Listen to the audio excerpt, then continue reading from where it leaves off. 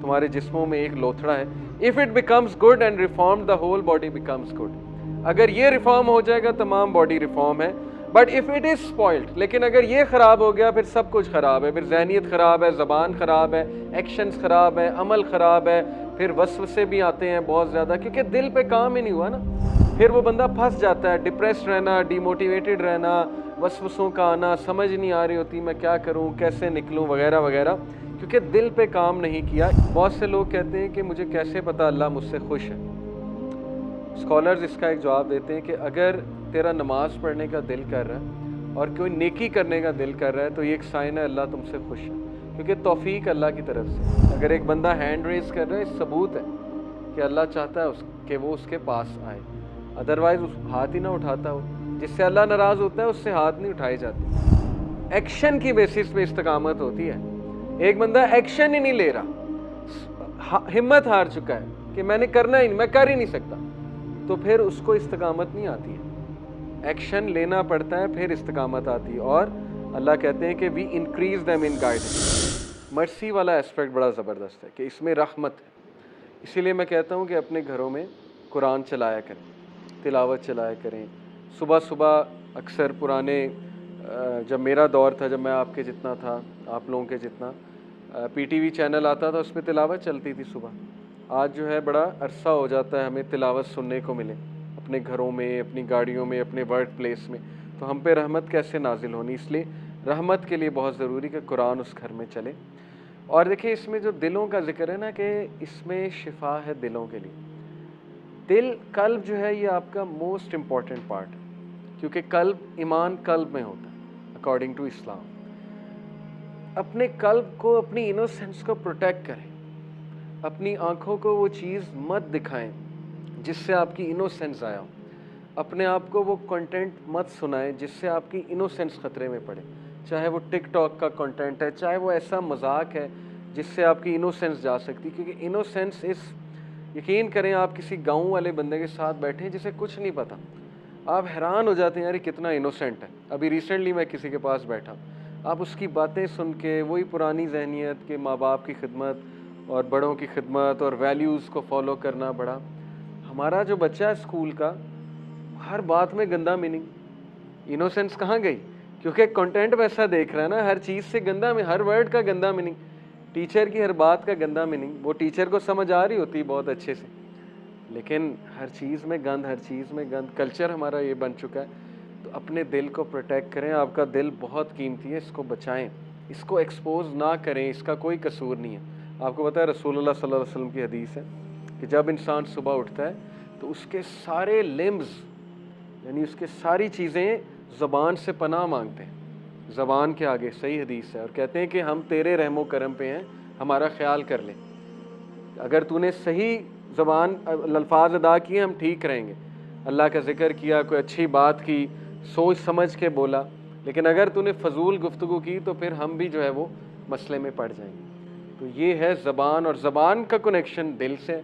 इब्ने क़य्यिम ने कहा कि अगर तुमने किसी के दिल की हालत देखनी है तो उसकी ज़बान देख लो, उसकी ज़बान तुम्हें बता देगी उसके दिल पे क्या चल रहा है। अगर वो कड़वी ज़बान है, इसका मतलब बेचारा बड़े प्रॉब्लम में, इसका मतलब उसके दिल की बड़ी वर्किंग। अगर वो शुक्रगुजारी वाली ज़बान है, अगर वो बड़ी पॉजिटिव टॉक करता है, अगर वो गुस्सा बर्दाश्त कर जाता है, घर वालों के साथ अच्छा है, रवैया अच्छा है, ज़बान बहुत अच्छी, इसका मतलब दिल अच्छा है, कल्ब अच्छा है। तो हम अपनी ज़बान एक बार देख लें। ये तज़किया का पॉइंट है कि हमारी ज़बान कैसी है।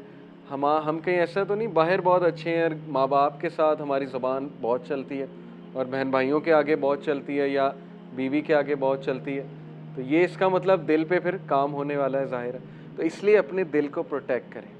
प्रॉफिट सल्लल्लाहु अलैहि वसल्लम ने कहा बिवेयर, सही बुखारी की हदीस है, बिवेयर, खबरदार, there is a piece of flesh in the body, तुम्हारे जिस्मों में एक लोथड़ा है। If it becomes good and reform the whole body becomes good.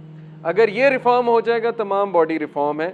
But if it is spoiled, लेकिन अगर ये ख़राब हो गया फिर सब कुछ ख़राब है। फिर ज़हनियत ख़राब है, ज़बान ख़राब है, एक्शंस ख़राब है, अमल ख़राब है, फिर वसवसे भी आते हैं बहुत ज़्यादा, क्योंकि दिल पे काम ही नहीं हुआ ना। फिर वो बंदा फंस जाता है, डिप्रेस्ड रहना, डिमोटिवेटेड रहना, वसवसों का आना, समझ नहीं आ रही होती मैं क्या करूं, कैसे निकलूं, वगैरह वगैरह, क्योंकि दिल पे काम नहीं किया। इसलिए वो कौन सा पार्ट है, दैट इज़ दी हार्ट, वो है तुम्हारा कल्ब। इसलिए अपने कल पे रहम करो, अपने कल पे वर्किंग करो। कल पे वर्किंग करने के लिए मैं आपको एक प्रैक्टिकल टिप देता हूँ। पहली तो बात, नमाज़ें 5 कायम करने की कोशिश करें इंशाल्लाह। हर नमाज के बाद 20 बार इस्तग़फ़ार, 100 बार इस्तग़फ़ार दिन में करें, लेकिन बहुत फोकस्ड सोच के, अल्लाह को सामने ला के, अपने गुनाहों को सामने ला के तज़किया करें। 20 बार इस्तग़फ़ार, अस्तग़फ़िरुल्लाह तूबु इलैह, अस्तग़फ़िरुल्लाह तूबु इलैह 20 बार हर नमाज के बाद पढ़ें और दिन में 100 बार पढ़ें।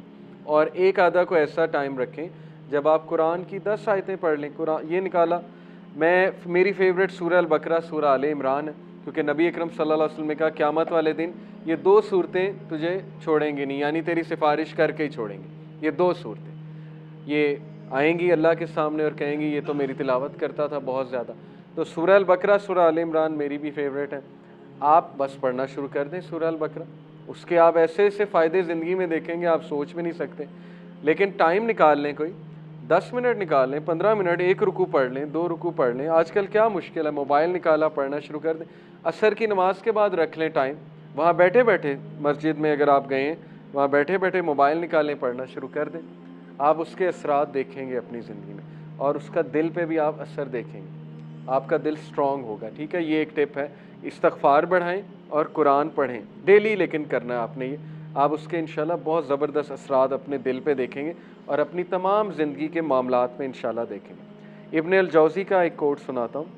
उन्होंने कहा, if you want to know how you stand before the king, then look at how you are spending your time and what work you are assigned to do. बहुत से लोग कहते हैं कि मुझे कैसे पता अल्लाह मुझसे खुश है। स्कॉलर्स इसका एक जवाब देते हैं कि अगर तेरा नमाज़ पढ़ने का दिल कर रहा है और कोई नेकी करने का दिल कर रहा है, तो ये एक साइन है अल्लाह तुमसे खुश है, क्योंकि तौफीक अल्लाह की तरफ से।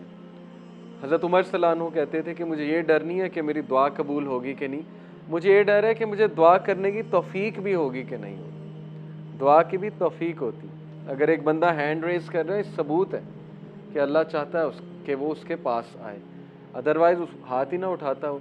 जिससे अल्लाह नाराज़ होता है उससे हाथ नहीं उठाए जाते, उससे फिर दुआ भी नहीं की जाती। तो इसलिए अगर आप कभी दुआ में हाथ रेज कर रहे हैं, इसका मतलब अल्लाह ताला चाहता है। So if you want to know how you stand before the lord, before the king, अगर आप ये जानना चाहते हैं कि आपका क्या मकाम है अल्लाह के सामने, बादशाह के सामने, फिर ये देखें कि आप अपना टाइम कैसे स्पेंड कर रहे हैं। बड़ा सिंपल क्राइटेरिया, आपका टाइम कहाँ जा रहा है। अगर तो अच्छे कामों में जा रहा है, प्रोडक्टिव कामों में जा रहा है, अच्छे कामों में बहुत सी चीज़ें, ज़रूरी नहीं अच्छे काम से मुराद नमाज ही है, वो तो पीक का अच्छा काम है। अच्छे कामों से मुराद घर के काम भी हैं, अच्छे कामों से मुराद किसी की मदद करना भी है, अपनी ज़िम्मेदारी को निभाना भी अच्छे काम में आता है। And what work you are assigned to do, और ये देखो कि तुम क्या काम कर रहे हो, तुम किन कामों में मुलविस हो और तुम्हारा टाइम कहाँ पे लग रहा है। तो ये तज़किया का आज पॉइंट हम लेकर उठते हैं इंशाल्लाह, कि हम अपनी रूटीन नोट करें। उस रूटीन में हम ये देखें कि हमारा major chunk of time, major chunk कहाँ जा रहा है। अगर उस मेजर चंक में 6 घंटे एंटरटेनमेंट के हैं और नमाजें कुछ इस तरह की हैं कि 2-2 मिनट में फारिग कर रहे हैं हम, तो फिर सवीर तज़किया की ज़रूरत है। ओके, और अगर उस मेजर चंक में जो है वो ज़्यादा अच्छे काम है, तो फिर ये खुशखबरी की बात है, बहुत अच्छी बात है। तो अपने डे का मुहासबा करें, एनालिसिस करें, उसकी मंथली रिपोर्ट भी बनाएं। ये काम अगर आप करने बैठेंगे, आप देखें हिदायत क्यों नहीं आती, तब्दीली क्यों नहीं आती। मैंने माशाल्लाह अपने पूरे डॉक्यूमेंट्स इंशाल्लाह नेक्स्ट क्लास में दिखाऊंगा। जब मैं चेंज हुआ था, मैंने पूरा एक फ़ोल्डर बनाया था, फ़ोल्डर आपको दिखाऊंगा, और उस फोल्डर का नाम सेल्फ़ अकाउंटेबिलिटी रखा था। उसमें मैं पूरी अपनी रिपोर्ट लिखता था, क्योंकि आदत हमें यूनिवर्सिटी में भी हर चीज़ को एनालाइज़ करना है, बीइंग एन इंजीनियर, रिपोर्ट्स लिखना। तो जब मैं कोई गलती करता था, मैं वहाँ लिखता था नोटपैड पे, आज मुझसे ये गलती हुई, या जब कोई अच्छा काम करता था वो भी नोट करता था। तो इससे बहुत कुछ आता है। आप कभी लॉस्ट हो ना और वो डॉक्यूमेंट्स खोल लें, तो आपको बड़ा फ़ायदा होता है। आप एकदम रिफ्लेक्शंस पढ़ लेते हैं अपनी लिखी हुई, आप हैरान होते हैं कि ये मैंने लिखी थी उस दिन। कॉन्फिडेंस मिलता है उससे। जब आप किसी गुनाह को रेजिस्ट कर रहे हो, लिख लें आज मैंने गुनाह को रेजिस्ट किया, ऐसे ऐसे किया। तो ये लिखत लिखाई बहुत हेल्प करती है। ये साइकोलॉजिकली स्पीकिंग, जब कोई चीज़ आप लिख लेते हैं ना, तो ब्रेन के जो पाथवेज हैं वो बनते हैं उस चीज़ से मुतल्लिक, तो वो आदत छूटने के ज़्यादा चांसेस होते हैं। इसीलिए जो स्कूलिंग सिस्टम है, आपको टीचर पावर पॉइंट भी दे सकता है, स्कूल जाने की क्या ज़रूरत है? आजकल तो गूगल क्लासरूम पे टीचर कह लो ये लो पावर पॉइंट डाल दिया, पढ़ो बैठ के। लेकिन वो क्यों बोर्ड पे लिखवाता है? आप कहते हैं यार ये सारी बातें पता है, क्यों बोर्ड पे हमें लिखवा रहा है सारी बातें? क्योंकि उसके पीछे साइकोलॉजी है कि आप जब लिखोगे आपको चीज़ याद रहेगी और ज़्यादा चांस है कि आप वो चीज़ रिपीट करो। तो अपना एक फ़ोल्डर बना के ना एनालिसिस करें अपनी शख्सियत का, अपने रूटीन का, अपने टाइम चंक्स का इंशाल्लाह ताला, और उसके बाद एक्शन प्लान बनाएं, करेक्शन प्लान, एक्शन प्लान कि मेरे रूटीन में मुझे ये ट्रेंड नज़र आ रहा है कि मैं रात के इस टाइम बहुत ज़ाया करता हूँ, यानी ये वाला स्लॉट मुझे प्रॉब्लमेटिक नज़र आ रहा है जो 8 से 11-12 का टाइम है, इस दौरान मैं वेलियां मार रहा होता हूँ। ठीक है, ये आपके सामने आ जाएगा कि इस दौरान मैं ये कर रहा होता हूँ और ये चीज़ मेरे ईमान को ख़राब कर रही है, तो बस उसको रिप्लेस करना शुरू करें, आदत बन जाएगी इंशाल्लाह। आहिस्ता आहिस्ता करेंगे करेंगे। Replace this thing with book reading. रात को यकीन करें कोई नावल पढ़ लें, अगर इस्लामी बुक्स नहीं पढ़नी नावल्स पढ़ लें, क़यामत के साइंस पे बुक पढ़ लें, कोई सलफ़ के कोट्स के ऊपर बुक पढ़ लें, दारुस्सलाम कभी जाएं, इतनी बेहतरीन किताबें आजकल आ गई, असलाफ़ की स्टोरीज़ ले आएँ। Jules of the James of the self वो एक किताब है। कोई साइंस, मॉडर्न साइंस पे किताब, मॉडर्न साइंस एंड इस्लाम, ये दारुस्सलाम की किताबें, एस्ट्रोफिज़िक्स एंड इस्लाम दारुस्सलाम की किताबें, उनको बुक रीडिंग से इंशाल्लाह आप लोग आहिस्ता आहिस्ता अपनी हैबिट्स को रिप्लेस करें, इस तरह तब्दीली आएगी। अदरवाइज़ सिर्फ एक लेक्चर पे आने से चेंज नहीं आएगी, क्योंकि ये हम सुन के चले जाते हैं। तो तब्दीली लाने वाले इंशाल्लाह आप हैं, और अल्लाह सुब्हानहू व तआला आपके एक्शंस देख के आपको हिदायत में इंक्रीज़ करेगा। ओके, ये बात याद रखें। बहुत से लोग मुझसे सवाल करते हैं कि हम कंसिस्टेंसी कैसे अचीव करें।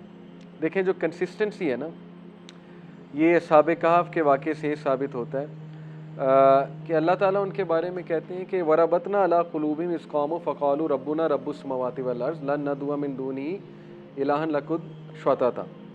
और फिर अल्लाह ने उनका इन्नहुम फ़ित्यतुन आमनू बिरब्बिहिम वज़िदनाहुम हुदा।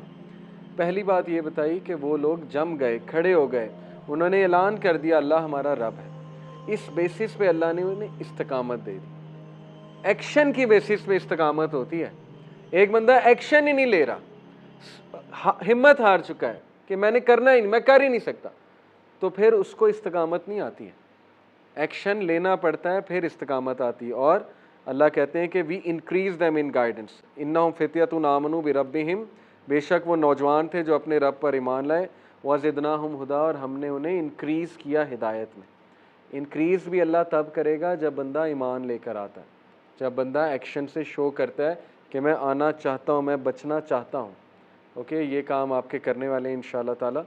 सो आज हम यहीं पे वाइंड अप करते हैं। आज का सेशन एक तज़किया था, रिमाइंडर था मुझे भी, आपको भी। इन शॉर्ट, आप नौजवानों ने मिसाल कायम करनी है ऐसे नौजवान की जो इस्लाम पे अमल करता है। अदरवाइज़ हमें शर्मिंदगी उठानी पड़ेगी जब लोग हमसे क्वेश्चन पूछते हैं कि आप लोग दीन की बात तो बहुत करते हैं, लेकिन वो किधर है, मॉडल आपका कहाँ है? वो जवान मुझे दिखाओ ना, कहाँ है? जिस जवान की खालिद बिन वलीद की तो बड़ी मिसालें देते हैं, आज कहाँ है खालिद बिन वलीद? आज वो जवान कहाँ है जो औरत को देखते ही नज़र झुका लेता है, या जो है वो अपने आप को कंट्रोल करना जानता है? तो ये आपकी ही इंशाल्लाह कल को हम मिसालें देंगे। आप वर्किंग करें अपने ऊपर कॉन्फिडेंस के साथ। जज़ाकल्लाह खैर फॉर लिसनिंग। सुब्हानकल्लाह व बिहम्दिका अशहदु अल्ला इलाहा इल्ला अंता अस्तगफिरुका व अतूबु इलैक। अस्सलामु अलैकुम व रहमतुल्लाहि व बरकातुहू।